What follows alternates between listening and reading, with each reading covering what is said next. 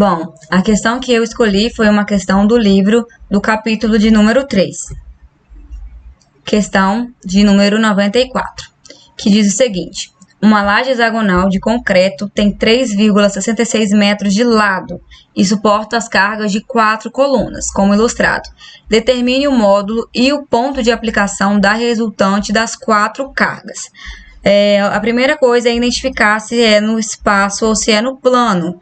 E como a própria imagem já traz, a própria ilustração traz, é uma questão que está no espaço. Temos aqui o eixo Y, o eixo Z e o eixo X. Então, é uma questão que está no espaço.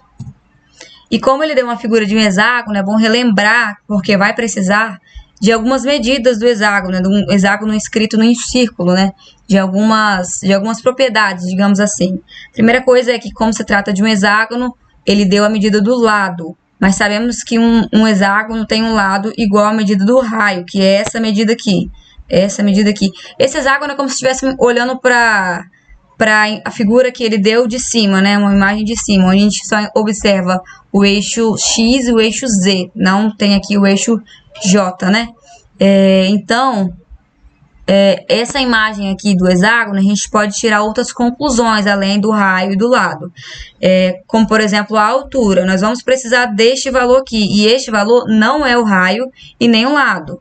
É a altura. Essa altura aqui, a gente pode encontrar através dessa equação tão usada, né? Que seria a hipotenusa ao quadrado, é o raio, o valor que a gente tem, é igual a soma dos quadrados dos catetos, que aqui vai ser o raio sobre 2, que é essa medida aqui, né? Porque sabemos que o lado é igual ao raio.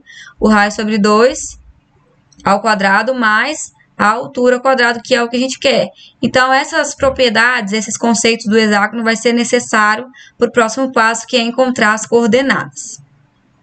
Bom, encontrar as coordenadas desse exercício não é tão complicado, porque a imagem já diz bastante, né, sobre ele. O mais complicado seria encontrar essa medida aqui de C, que não é o raio nem um lado, nem a metade dele, e essa medida de E, que também não é o lado, nem o raio, nem a metade dele. Ela, na verdade, uma está oposta à outra. Uma vai estar negativo, outra vai estar positivo no eixo Z. Então, temos aqui o cálculo, né? Olhando para a figura no plano, para ficar mais fácil. E tirando somente essa partezinha aqui, ou essa, né? Que é a mesma coisa, a gente encontra esse H, né? Essa altura, essa distância, através daquela fórmula básica, né? De soma dos quadrados dos catetos.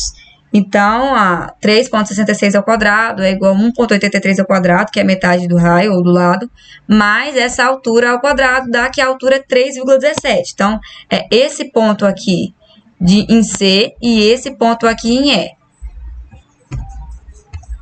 Então, temos aqui agora um quadrinho com todas as coordenadas e as forças. Lembrando que ele pediu desses pontos aqui, A, C, D e E. B e F a gente vai desconsiderar, que são os 4 que ele deu a força. A força em cada um está no eixo J para baixo, então todas as forças vão ter esse negativo na frente. E a primeira parte do exercício era encontrar o módulo da resultante. E só de fazer isso daqui e fazer o somatório, porque eu posso somar justamente porque estão todas no eixo J, a gente encontra que o módulo da resultante vai ser 333,2 kN. Então, a primeira parte do exercício já está resolvida. A segunda parte, que a gente vai efetivamente para as coordenadas. Aqui eu tenho a coordenada de cada ponto, A, C, D, E, e a coordenada da resultante é justamente o que eu quero. Então, para a coordenada da resultante, eu vou colocar um X em I, e o Z em K. Então, a gente encontra aqui primeiro as coordenadas, né? Olhando para o próprio desenho, por exemplo, em A, vai ser menos 3,66, porque está desse lado aqui do eixo X. Então, esse lado de cá é negativo. O 3,17 a gente vê aqui em C e em D. Em C, ele vai ser positivo. Em D, como é do lado de trás, vai ser negativo. Então, com essas achadas as forças e achadas as coordenadas, o próximo passo é encontrar o momento. Como se trata de um exercício no espaço, a fórmula vai ser essa daqui. Primeiro, o vetor distância vezes o vetor força, né? Porque isso vai ter uma alteração. Se fosse no plano, seria ao contrário e seria diferente. Então, as distâncias, né? O vetor distância de cada um é encontrado através das coordenadas, coloquei o ponto O como referência, né? E aqui também, né, eu coloquei por cima o ponto O como referência, ele é o ponto 0, então ele vai ser a nossa referência.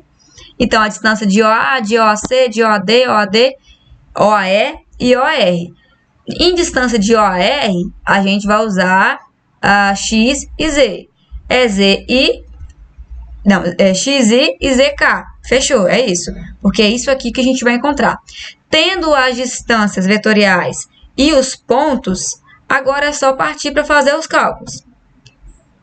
Sabendo que o somatório dos momentos de O, A,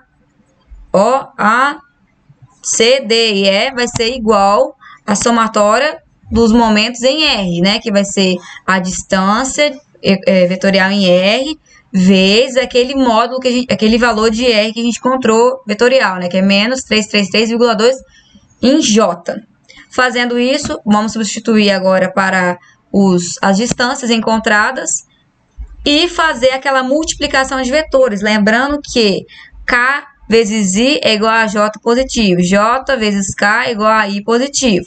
Se for o contrário, vai ser K vezes I vezes K é J negativo. J vezes I é K negativo. É bom sempre lembrar disso na hora de fazer essas contas.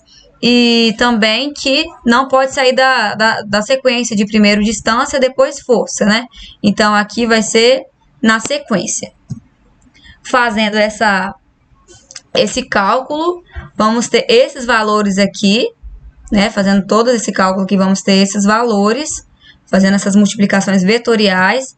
E se eu tirar somente o que está em I, que aqui no caso é o mais 141,07I, menos 282,13i, eu vou igualar ao que está do lado de i, que é 333,2z. Então, menos 141,06 é igual a 333,2z, tendo que z é igual a menos 0,48 metros. Então, já encontramos o valor de z. Mesma coisa eu faço em K, e em K vai ser menos, somando tudo que está em K aqui, vai ser menos 4,86,97 é igual a menos 333,2x. X é igual, então, 1,46 metros. Que isso é a segunda parte que o exercício pede, que é o ponto de aplicação da resultante x e z, os valores de x e z.